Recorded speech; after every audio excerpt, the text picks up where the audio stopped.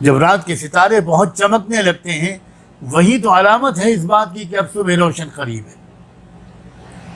یہی تو اس وقت ہمیں تصویر کے اس رخ کو دیکھنے کی صلاحیت پیدا کرنی ہے. صرف اندھیرے پہلو کو میرے عزیزوں مت دیکھو کہ آنے والے دنوں میں انسانیت کے لیے کتنے شاندار دن آنے والے ہیں، اور اپنے آپ کو شاندار دن لانے والے خوش قسمت اور باہمت اور بہادر عملے کے لیے اپنے کو تیار کرو. ذہنی طور پر تیار کرو، نفسیاتی اور قلبی طور پر تیار کرو، تمناؤں اور حوصلوں کے اعتبار سے تیار کرو.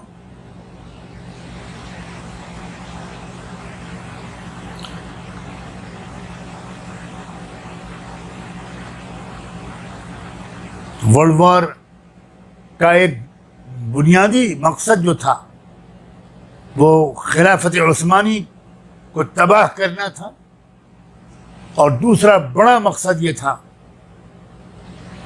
کہ دجالی نظام کے عالمی مرکز کو منتقل ہونا تھا برطانیہ سے یونائٹڈ اسٹیٹس آف امریکہ کی طرف.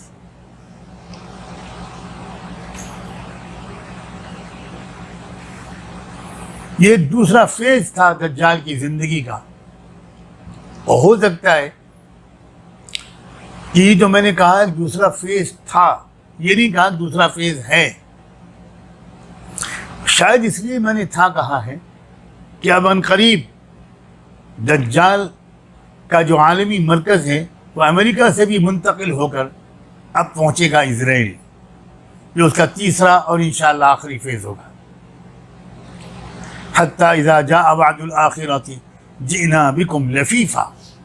قرآن مجید میں سورہ انبیاء میں اس بات کا اعلان کر دیا گیا ہے کہ ایک آخری جو فیز آئے گا بنو اسرائیل کے اور یا یہودیوں کے عالمی غلبے کا، تو اس وقت یہ ہوگا کہ ہم تم سب کو پوری دنیا سے لا کر اکٹھا کر دیں گے ارض فلسطین میں.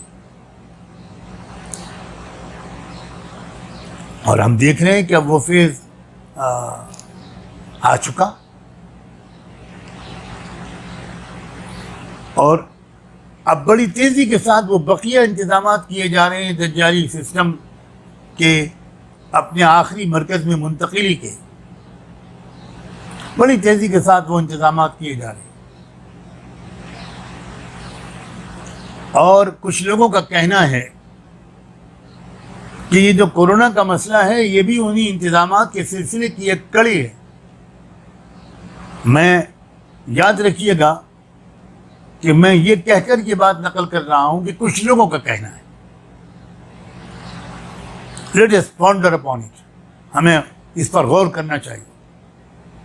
کسی بات کو صرف یہ کہہ کر ابو ریجیکٹ کر دینا یہ تو کانسپریسی تھیوری ہے.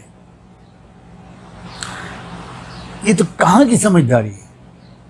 میں اون نہیں کر رہا ہوں اس بات کو، لیکن میں کہہ رہا ہوں this is worth considering, worth consideration. Don't jump to reject it all together. جلدی سے آپ اس کو ریجیکٹ مت کیجیے. آپ دیکھیے کہ دنیا میں کیا ہو رہا ہے. پردے کے پیچھے سے کون سی طاقتیں ہیں جو اس کی ویکسین بنا رہی ہیں اور پوری دنیا کو اس ویکسین کے استعمال کرنے پر مجبور کرنے کا ارادہ کر رہی ہیں.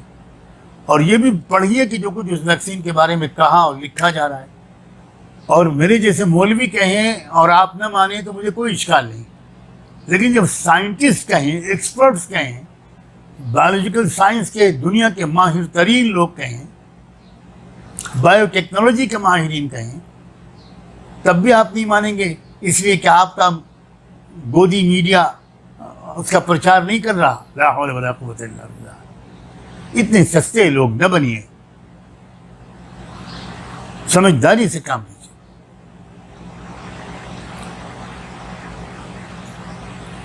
بہت ممکن ہے کہ یہ کورونا وائرس بھی اسی طرح کا اسی طرف لے جانے والا ایک بہت بڑا قدم ثابت ہو. ساری دنیا کی معیشت کو تباہ کر دیا، including United States of America. ختم. اب دیکھیے اب کوئی چوں نہیں کر سکتا. اور اب کیا ہوگا؟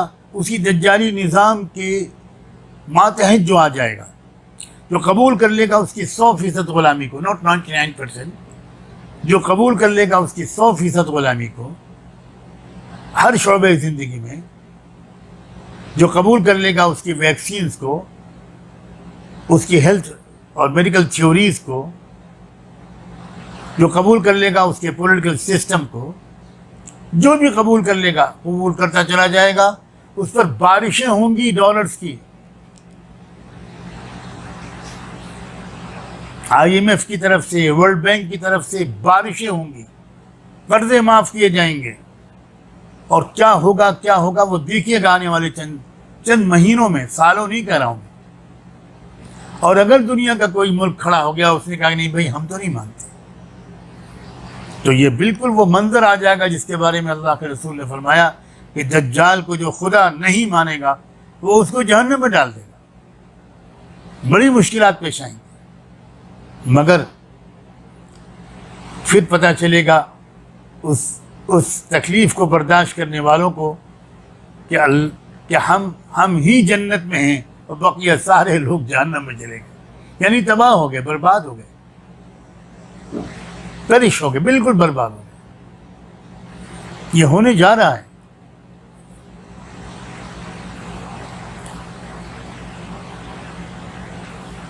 تو یہ دھوکہ ہے، دھوکہ. اب میرا دل چاہتا ہے کہ میں اس سلسلے میں بہت کھل کر بیان کروں، اس لیے کہ موجودہ پورا سسٹم، پلیز خدا کے لیے اب اس بات کو 2-4 لوگوں تک محدود مت رہنے دو.